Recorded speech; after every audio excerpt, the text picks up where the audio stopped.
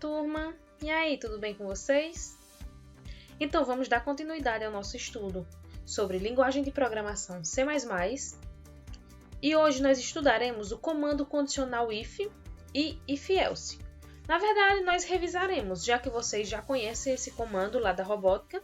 Então hoje a gente vai apenas revisar. Só que antes de iniciar o conteúdo, atendendo a pedidos, eu iniciarei esse vídeo com aquele último exemplo que nós vimos na aula passada utilizando o operador ternário, que era o exemplo do usuário informar um horário e o programa mostrar a mensagem boa tarde, para se o horário fosse maior que 12, ou bom dia, caso o horário fosse menor que 12 horas. Então vamos lá? Aqui no Dev eu já iniciei colocando aqueles comandos básicos que a gente sempre coloca, de inclusão de biblioteca, e já coloquei também a função principal. E é o que nós vamos fazer. Primeiro, vamos declarar as variáveis. Como a gente sabe que o usuário terá que informar um horário, então eu preciso de uma variável para armazenar esse horário. E também, como eu sei que eu vou usar o operador ternário, e eu preciso mostrar um texto a partir desse operador ternário, eu também preciso criar uma variável para armazenar esse texto. Então, nós teremos duas variáveis, uma do tipo int e uma do tipo string. A do tipo int, eu vou chamar ela de hora, e a do tipo string, eu vou chamar ela de texto. Pronto. Agora eu vou começar pedindo para que o usuário digite o horário.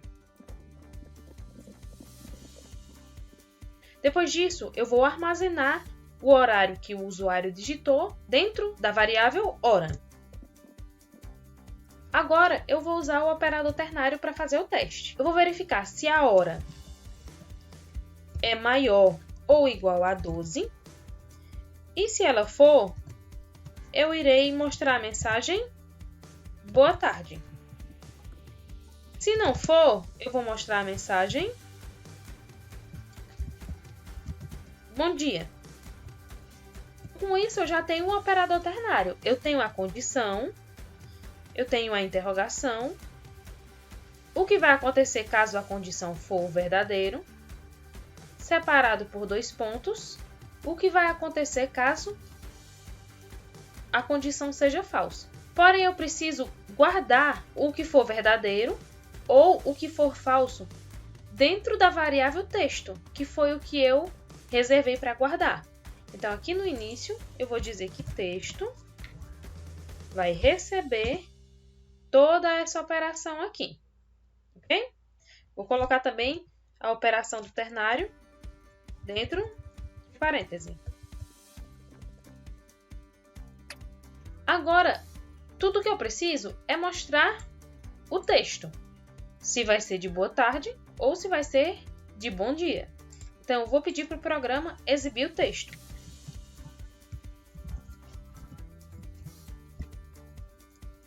Vou dar uma quebra de linha.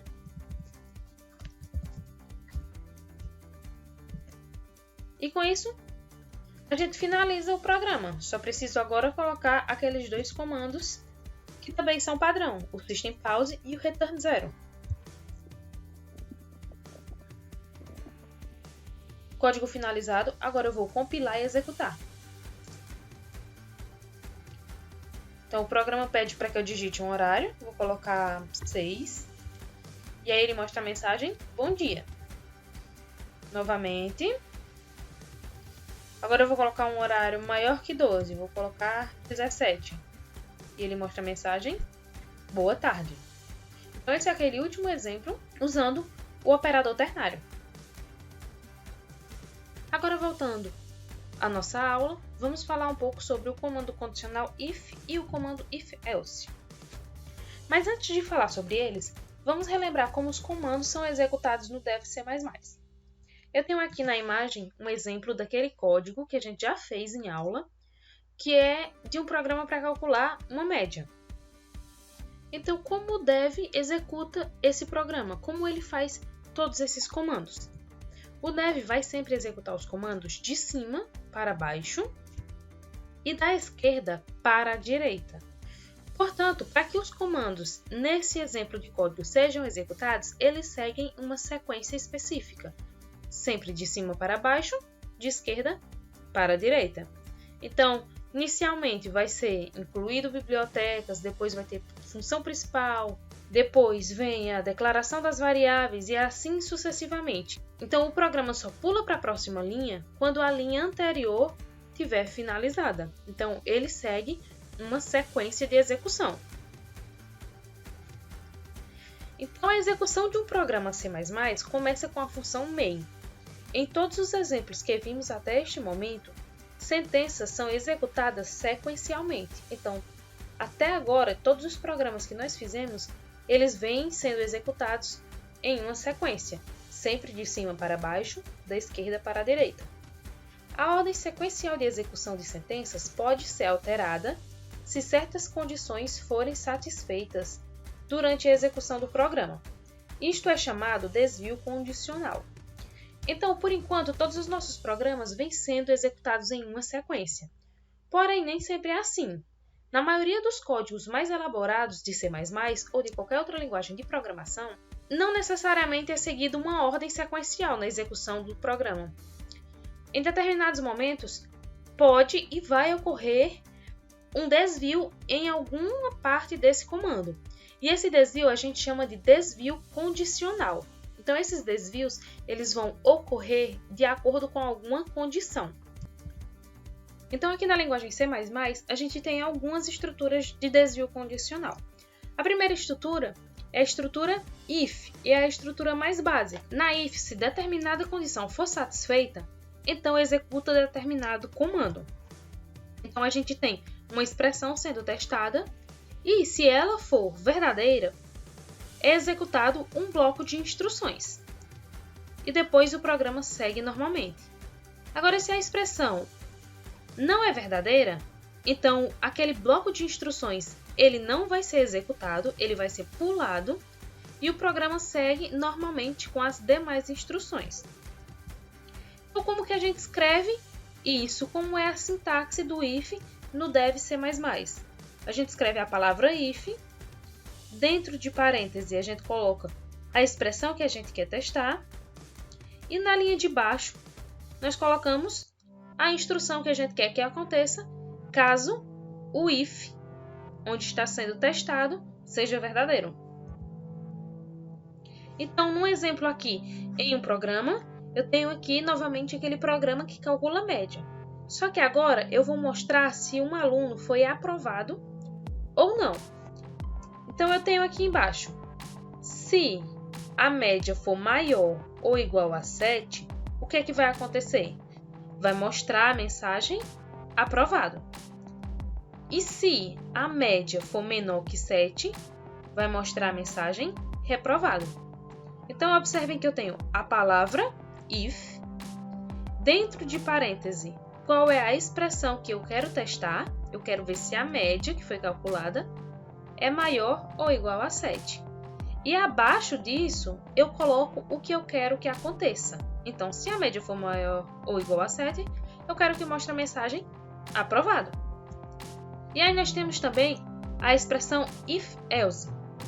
Caso a condição seja verdadeira, o comando da condição será executado. Caso contrário, o comando da condição falsa será executado. Então, como acontece a if-else? Eu tenho novamente uma expressão para testar se ela é verdadeira.